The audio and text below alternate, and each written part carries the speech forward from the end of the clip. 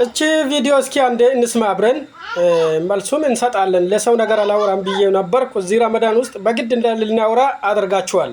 አብረን እንስማ። ሙስሊም ወገኖቼ ግን ከክፋት አትዩብኝና ማለት ነው 11 ወር ጾማችሁ በአመት አንድ ወር ነው እንደምግብ ብትበሉት ምንድነው እንደዚህ ማግበስበስ?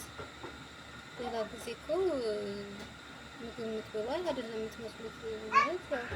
ከክፋት አትዩት፣ ግን ለእናንተ አስቤ ነው ከኢኮኖሚ አንፃር የቆም ነው ተብሎ ግን እንደዚህ ያረተው እኛም ሞትንባችሁ።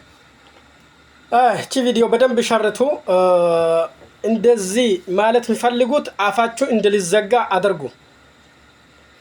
እኛ ከ11 ወር አንድ ወር ምን ጾሙ ለመጀመሪያ አላህ ስለሐዘዘኝ ነው። እኛ ከሁሉም በላይ ደግሞ የተለያየ ምግብ ከፍጥሯችን በኋላ ምን በላው ጾማችን ደስ ስላለኝ ስለምንወድ አላህ የታዘዘኝ ነገር ስለምናረግ ነው። የእናንተ ስራ ደግሞ ለስራ ገደላችሁኝ። በግድ ጎትቶ ያሰራሽ ሰው አለሽ። የሙስሊም ቤት ተቀምጠሽ አንቺ ራሱ ተለውጠሻል።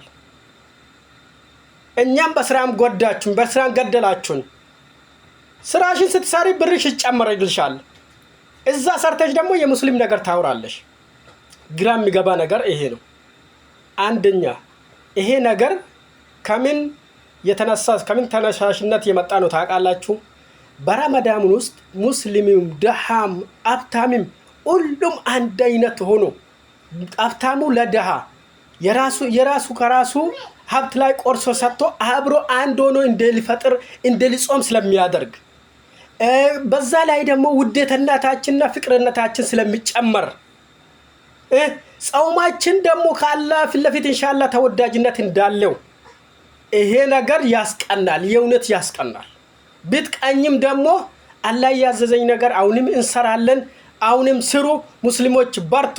አንቺም ደግሞ መቃጠልን ቀጥይ፣ ለጥፋት እንዳታዩ የምትለው ነገር ምናምን ደግሞ እኛ እናቅሻለን። ይሄ ለራስሽን ንገሪው። ለጥፋት እንደዚህ አይባልም። አላህ ትክክለኛው ነገር መንገድ ደግሞ አላህ ይምራሽ ይላል በስተመጨረሻ። ለምን ከቀናሽ መምጣት ትችላለሽ። ሙስሊም ምን እንደሆነ አውቀሽ አንብበሽ መምጣት ትችላለሽ። እዛ ተቀምጠሽ መተቸት ምናምን አያስፈልግም። ይሄ ከሌላ ሃይማኖት ጋር እንደትጋጩ ልታደርግ እየፈለግሽ ነው እንጂ ለሙስሊም አስበሽ ለሙስሊም ቆርቅለሽ ለሙስሊም ምግብ ቆርቅረሽ አይደለም። ምን ነው ሙስሊም ከ11 አመት አንድ ወር መብላቱ 11 አመት ይላሉ። 11 ወር ራሱ አንቺ እዛ ሰርተሽ እየበላሽ አይደለም? እየበሉ አልነበረም እንዴ? ከነሱ ጋር እየበላሽ አልነበርሽም? እያየሽ አልነበርሽም? 5 አመት 10 አመት እዛ እየተቀመጥሽ አይደለም? ማናቅ ይመስልሻል እንዴ? ከነሱ እየተረፈሽ እየበላሽ ራሱ ዛሬ ደግሞ ሙስሊም ትተቻለሽ። ኧረ እባክሽ ይሄ ቪዲዮ ኮፒ ሊንክ ሼር አድርጉና እንደዚህ የመሰሉ ሰዎች አደርሱልኝ። በደንብ ኮፒ ሊንክ ሼር አድርጉ። ይሄ ቪዲዮ ቫይራል ማውጣት አለበት። አሰላሙ አለይኩም።